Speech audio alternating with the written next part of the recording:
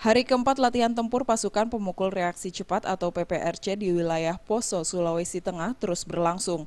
Jumat pagi, 2 kendaraan peluncur roket milik pasukan marinir kembali melontarkan roket penghancur dari Bandara Kasiguncu Poso ke arah target di Pegunungan Biru, Taman Jeka, Poso.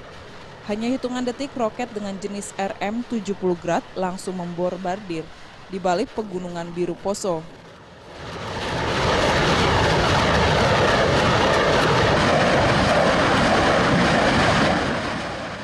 Dalam skenario latihan kali ini, sejumlah gembong teroris jaringan internasional dengan persenjataan lengkap terus bergerak setelah sebelumnya dilakukan serangan roket. Untuk memperlambat gerak para kelompok ini, pasukan PPRC TNI melakukan serang lewat udara dan darat.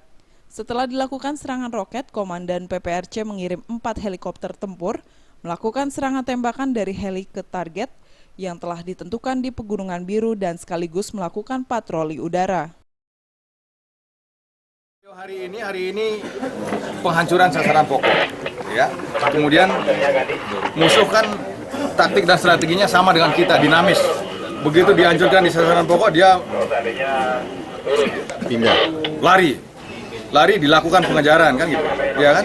Sehingga tadi heli tadi melaksanakan pengejaran ke sasaran yang diperkirakan kemungkinan dia melarikan diri. Terkait tudingan dari sejumlah kalangan tentang Gunung Biru atau Poso yang akan dijadikan daerah operasi militer DOM, Maijen Iwayan Mendra selaku Komandan PPRC membantah dengan tegas. Menurutnya pemilihan daerah sebagai daerah operasi militer bukan wewenang dari TNI.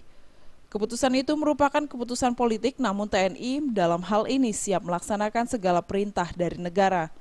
Menurutnya, kegiatan di Poso merupakan murni latihan untuk meningkatkan profesionalisme anggota dan untuk menguji coba alat utama sistem pertahanan yang dimiliki TNI selama ini. Dari Poso, Sulawesi Tengah, Rahman Tadir melaporkan.